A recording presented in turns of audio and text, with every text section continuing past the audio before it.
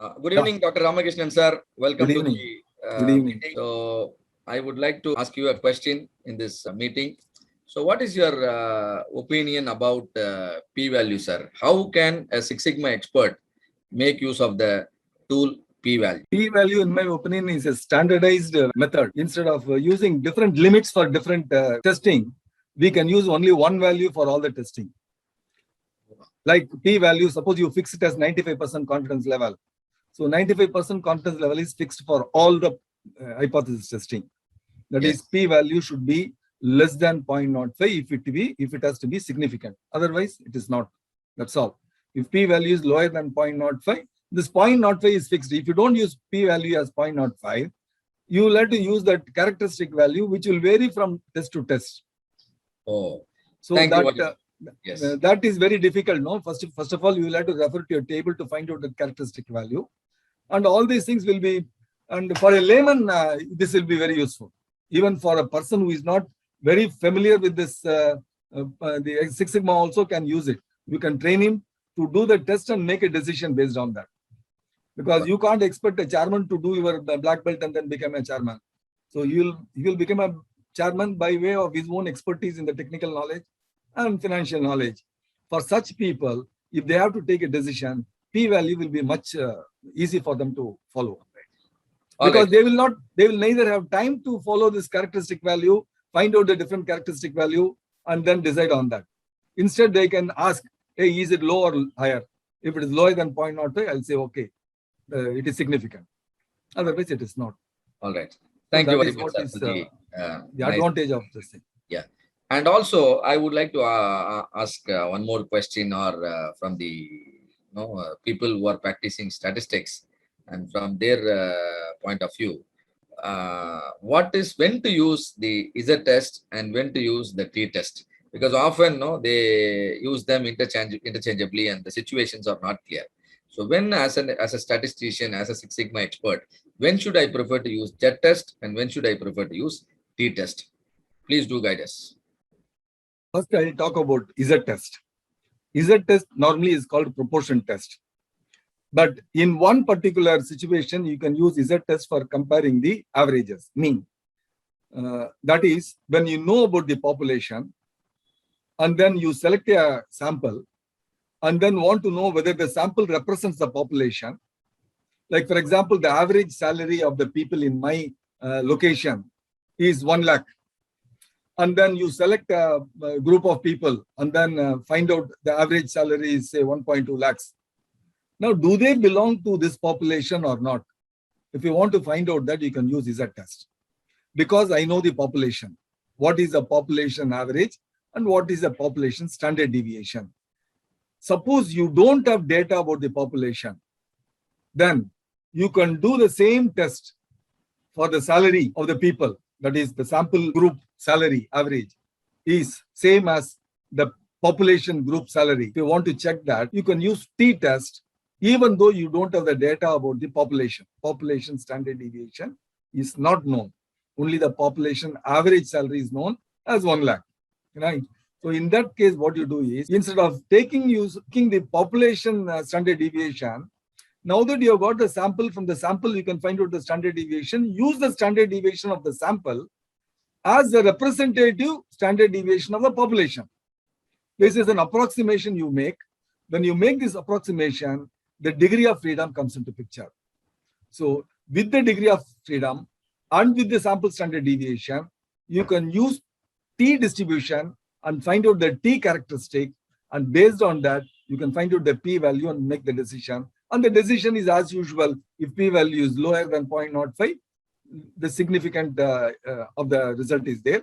Otherwise, it is not significant, and null hypothesis holds good. That is, the group is same as population. Sample is same as from the population. Therefore, you can use Z test and T test, but T test in approximation because we do not have the accurate standard deviation of the population. So we take an approximation from the sample.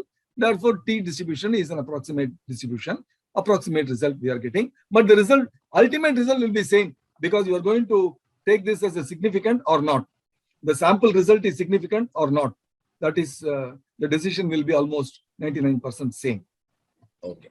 So that And means then all other cases, whether you want to compare group to group, sample to sample, or population to sample for proportions, that is qualitative data, you will have to use only Z test. And if the samples are more than 2, you take one sample, you take another sample, you take third sample, fourth sample, right? If you take so many different factors you have, and all of them are from the same group, if you want to, same population or same group you want to find out, then you have to go for chi-distribution. It is only for comparing 2 samples, whether they are the same or not, use Z test. Or the sample and the population is a test. If it is more than 2 samples, then you'll have to go for chi-test. For so qualitative data. So whenever the population standard deviation is known, we can prefer to use a Z test. Yeah. For mean.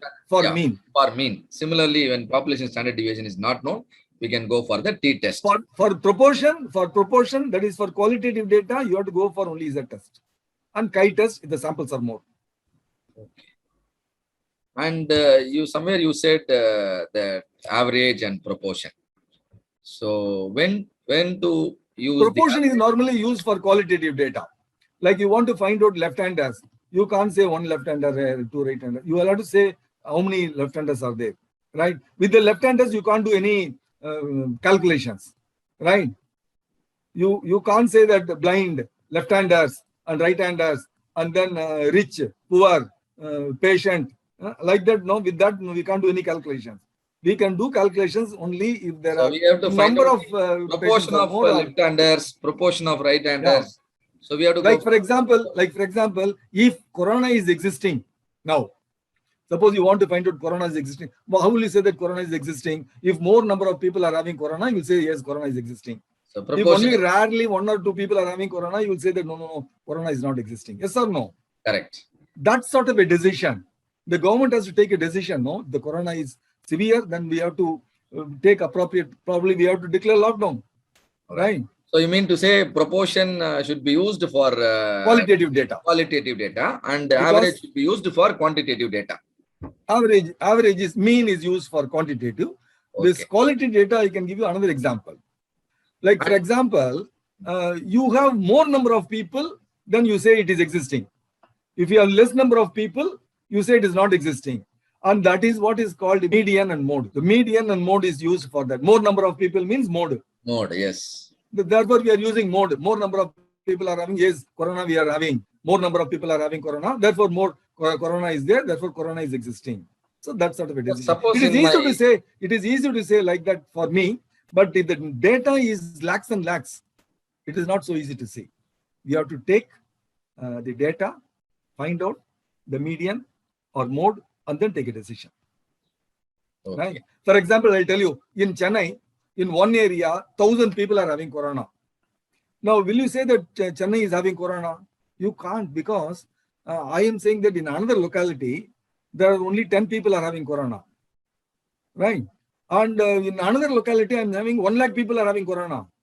Then what will you say? Corona is existing only that Hyderabad, where 1 lakh people are having corona. Yes or no? Yes. Wherever the proportion is high. Mode is there. That is how we make a decision in the case of qualitative data. Right. All right. But okay. So for continuous data, we can use the average. And one more thing I'll tell you. For this qualitative data, you can present it as a report only in pie chart and bar chart. Bar chart is better. Pie chart and bar chart are the only 2 reports that you can put it across to your boss. Correct. Don't use mean chart. Don't use standard deviation. Sir, one last question. And in ANOVA, we take decision on the average. But we calculate the variance there. Yeah. So how is variance is helping us to understand whether our decision on the average is correct or not? I get a mark of 50, 55 and 60. What is my average? 55. 55. You are getting a score of 100, 0 and 100. What is your average? 66.6. Right. Who is better? You got 2 times 100. Yes. I got all the 3 times 50. Right. You might have been absent on the day, one day.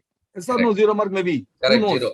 Or you 0. might not be willing to answer at all. You might be having a fever, right? But 2 times you have scored 100, Okay. right? Now these two, only if I consider variance, I can take a right decision. Yes or no? Yes. This is an extreme case I'm telling. Variance in the first case will be Variance less. is important. The And second not case, only that, you are having an exam with a score of 200 marks, total marks. I am having a maximum mark of 100 marks. I am given only 50 questions with 2 marks.